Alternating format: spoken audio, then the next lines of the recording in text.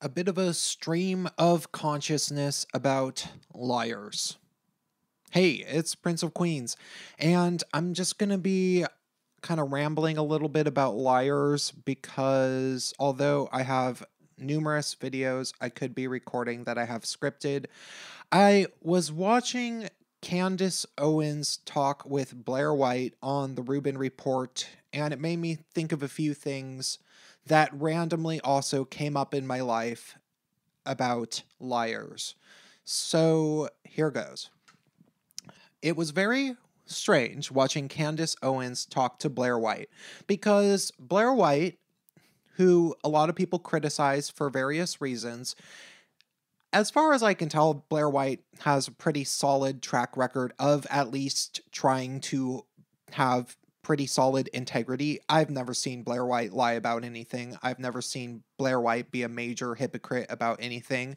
Her views might kind of change, and she might maybe very slightly contradict some things that she's said, some very minor things, but she's never been caught red-handed with something that's just majorly hypocritical and then lied about it and lied about it and lied about it, or just lied about something. I don't see that in Blaire at all. So I'm inclined to side with Blaire. Candace, however, I don't even know. I can't even fucking follow it. And I don't think most people can. Did anybody get further than a half hour into that debate on the Rubin Report? Because if you did, please tell me if I missed something that was interesting, because I had to stop watching. No disrespect to Blaire or Dave Rubin. Man, poor Dave Rubin. Did you guys see his face? Like, he's looking at Candace and he's like, oh my God, why did I do this? Like, this girl is, she's a little out of her mind. And, I feel bad for Candace because the more and more I'm looking at this, I'm seeing a person who she more than likely already had some sort of cluster B personality disorder, some sort of borderline narcissistic something or other. I'm just being armchair psychologist. I don't know, but it does kind of seem like that. Does it not seem like that? And then after she was already kind of a wacky person, this thing happened to her in high school that she talks about where she received harassing home phone calls from some students at her high school that were calling her racial slurs, and it turned out that one of them was the governor's son or something, and it became this big investigation, and that traumatized her. So she was very, very traumatized. I am guessing that she was already somebody who had some sort of personality, I don't want to say problems, but personality eccentricities anyway. And that's more than likely why the people were calling her at home. She was the crazy black girl at school, and so these kids figured it would be fun to call her and harass her. Because that's what happens. It's not like, 9 times out of 10, they don't just call the random nice girl that isn't wacky anyway. People tend to pick on people for a reason. It's just how things are. So that happens, and then she gets traumatized. It becomes worse, and then in college, she has an eating disorder, which she talks about, and then she goes on to become Candace Owens, creator of Social Autopsy, and then Red Pill Black. It just goes and goes and goes. It snowballs, her craziness, and over the course of a lot of it, she seemingly just ends up telling multiple lies. And then in order to cover for her lies, she keeps telling lies. And maybe she believes some of these lies because that's her coping mechanism. She never got to the point where she realized that she had to just completely come clean with everybody and with herself, and that it would be best to do that and try to cleanse one's soul of dishonesty. That's something that I did in high school. Because to be perfectly honest, I did a lot of psychedelic drugs when I was in high school because I went to school in the 90s and I was a raver, and I did things like take psychedelic drugs. I do not endorse doing illegal substances. That's not my MO. I do not encourage people to do this.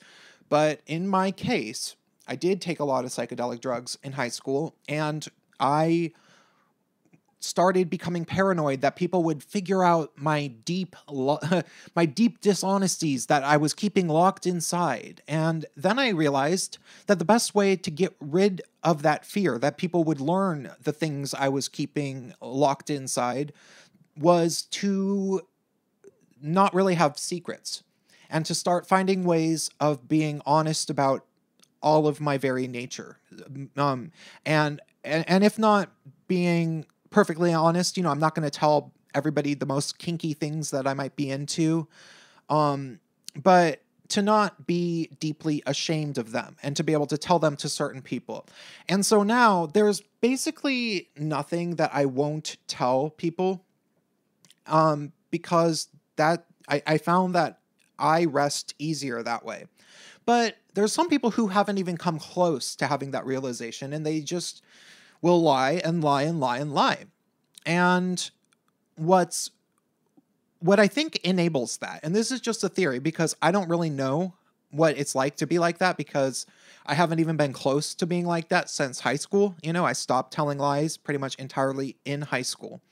Though I sometimes was able to convince myself that things that weren't true were true, due to my own, I guess, subconscious wanting to believe in things that weren't true. But that's a kind of a different thing. And that always, I think that people that gets mixed up in the people that lie a lot. They do believe some of their lies, and that should never be discounted.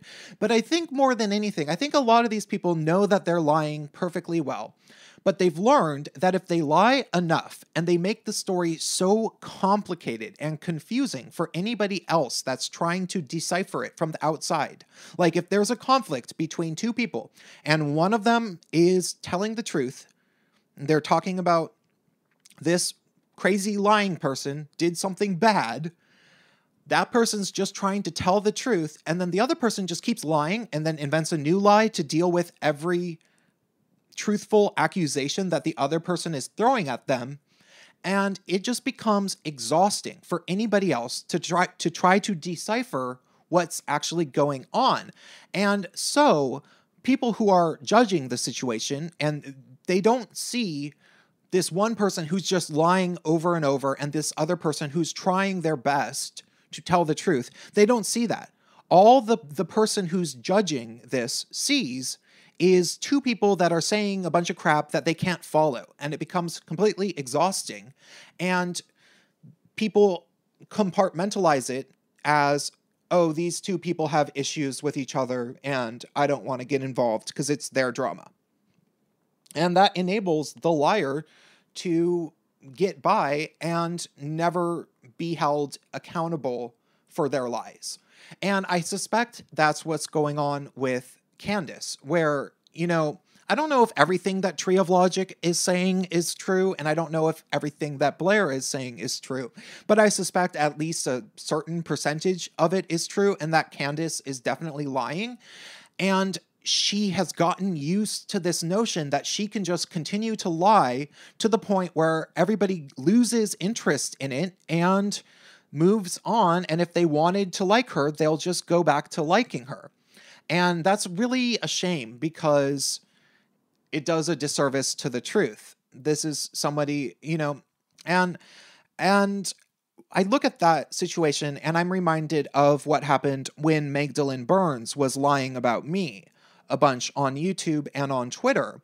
And, it started out with a relatively small dishonesty from Magdalene, where she selectively edited my video to make it look like she made it look like I was saying something that I didn't exactly say, and she cut out the entire first half of my video where I was defending her and her community, basically. Not her specifically, but her community. I was saying all the things that trans, exclusionary, radical feminist type people do have a point about, and she just skipped over that part, and then she framed the rest of the video and she made it look like I was addressing her personally, which I wasn't.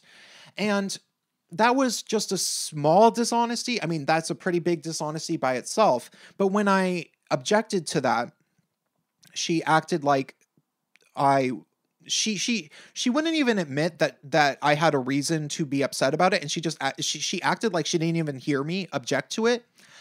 And then her fans attacked me, and it became this weird thing.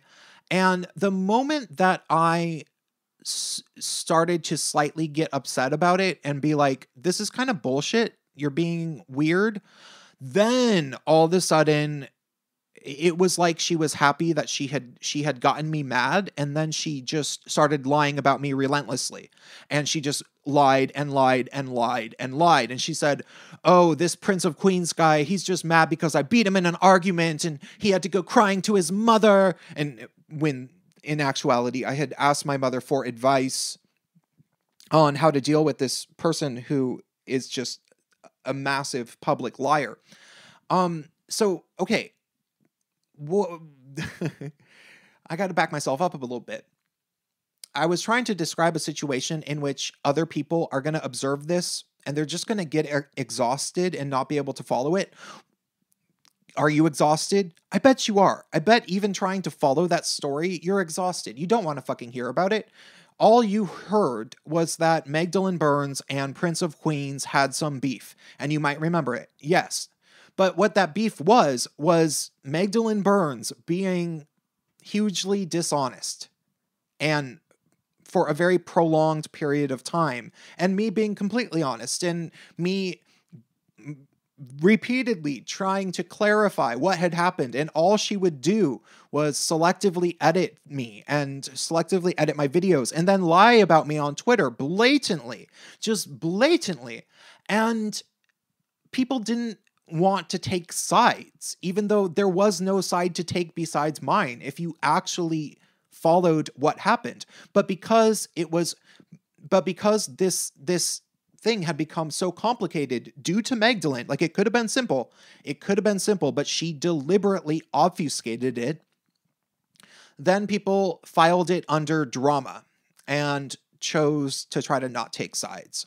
So I see that type of thing happening with Candace and Blaire and Tree of Logic, and I am inclined to think that Candace is pulling that same kind of crap, where it's like she's kind of like gaslighting absolutely everybody that's noticing that she's lying, and it's really a shame. But I don't really know this because I truthfully don't want to get involved in it, and I don't want to check the facts that much.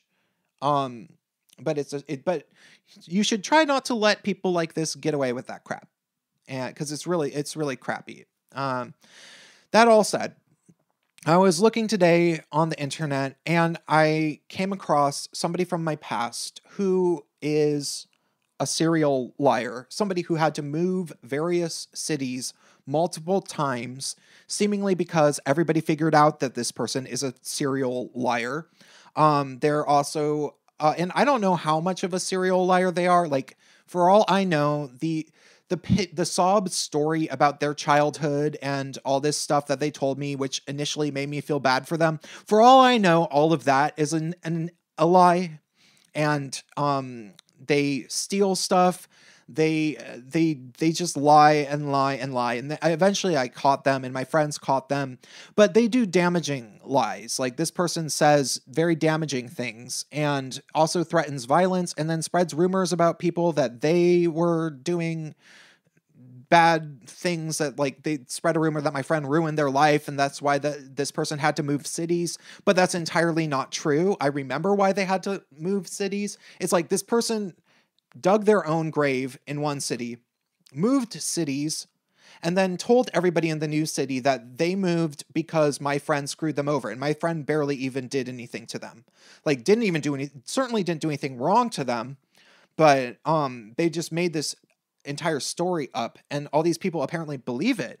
And so this is a bad person. Like, a bad person. And now this person's asking for money and like begging for money and has this new sob story about these things that happened to them that put them in a massive amount of debt. And for all I know, it could be true. Maybe it's true, but there's no way that I can ever consider even telling anybody else that maybe they should give this person money.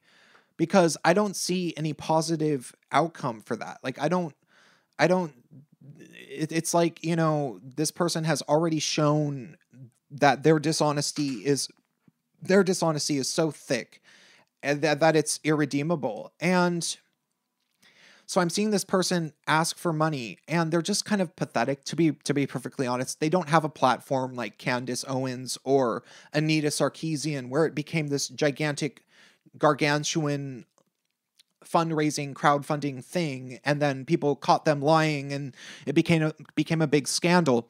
No, this person is asking for similar amounts of money, but nobody cares. And this person used to be close to me. I used to care about this person. And I am just looking at this, and I want to say I feel sad, but I don't feel that sad. I guess that this person has committed such heinous dishonesty to me and to my close personal friends that I don't even feel the least bit of sadness for them. I'm just looking at them kind of being like, wow, it came to this. Moral of the story, you, yes, you, could end up as this person that I'm talking about. Much worse than Candace Owens, much worse than Anita Sarkeesian. Imagine being one of them, but nobody even listens to you when you ask for money. How about that? Don't be a liar.